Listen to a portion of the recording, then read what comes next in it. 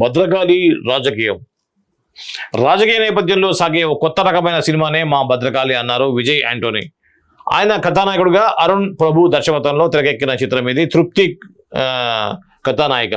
సర్వాంతరాయ్ creations పతాకంపై రామాంజనేయులు జువాజీ నిర్మిస్తున్నారు. Vijay Anthony film corporation పతాకంపై మీరా విజయ్ యాంటోనీ సమర్పిస్తున్నారు. Asian Suresh entertainments, spirit media సంయుక్తంగా సెప్టెంబర్ 5న తెలుగు ప్రేక్షకుల ముందుకు వస్తున్నాయి. ఈ సందర్భంగా బుధవారం హైదరాబాద్లో చిత్ర బృందం విలేకరుల సమావేశం ఏర్పాటు చేసింది. కథానాయకుడు విజయ్ యాంటోనీ మాట్లాడుతూ రాజకీయ నేపథ్యంతో గతంలో చాలా సినిమాలు వచ్చాయి. వాటికి భిన్నంగా ఇప్పటి వరకు తెరపై చూడని ఒక కొత్త రకమైన కథాంశంతో ఈ చిత్రం రూపొందుతోంది.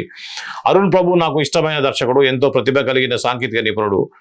అన్ని విషయాలపై ఎంతో అవగాహనతో ఈ సినిమా పక్కా ప్రణాళికతో పూర్తి చేశారు. నా తొలి సినిమాని విడుదల చేసిన నిర్మాత జువ్వాజీ రామాంజనేయులు, ఆయనతో కలిసి ఈ సినిమా ప్రయాణం చేయడం ఆనందంగా ఉంది. డి సురేష్ బాబు ఈ సినిమా విడుదల వెనుక ఉండటం ఆనందంగా ఉంది అన్నారు దర్శకుడు అరుణ్ ప్రభు.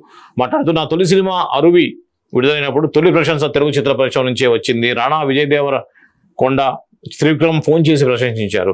భద్రకాళి రాజకీయ వినోదం ఉన్న చిత్రం అన్ని వర్గాల ప్రేక్షకులకు చేరువయ్యేలా ఉంటుంది. తెలుగులో ఈ సినిమా విడుదల అవుతుందని ఆనందంగా ఉంది అన్నారు. నిర్మాత జువ్వాజీ రామాంజనేయులు మాట్లాడుతూ సామాజికాంశాన్ని స్పృశించే వినోదం పంచే చిత్రం ఇది. ప్రేక్షకుడిలో ఆలోచన రేకెత్తిస్తుంది. ఇప్పటి వరకు బిచ్చగాడు ఫేమ్ విజయ్ యాంటోనీ అంటున్నారు.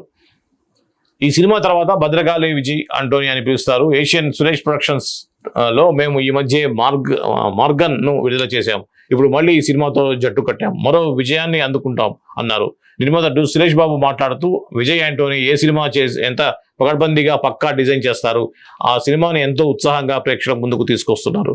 ఇది మంచి పరిణామం. జువ్వాజీ రామాంజనేయులు మా నాన్నతో ఎంతో అనుబంధం ఉండేది. ఓ మంచి సినిమాతో ప్రేక్షకుల ముందుకు వస్తున్న ఈ బృందానికి నా అభినందనలు అన్నారు. ఈ కార్యక్రమంలో నిర్మాత ధనుంజయ్తో పాటుగా ఇతర చిత్ర బృందం పాల్గొంది.